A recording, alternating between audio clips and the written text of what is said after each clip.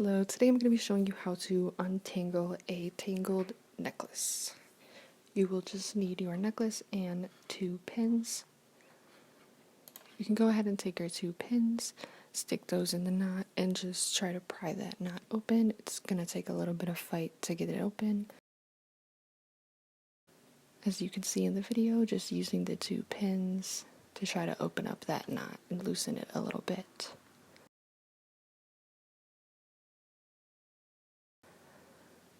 Once you get it loose, you can just start to pull it apart.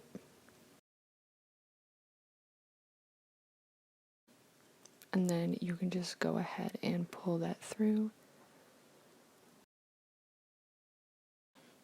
Pull that through and you are all done.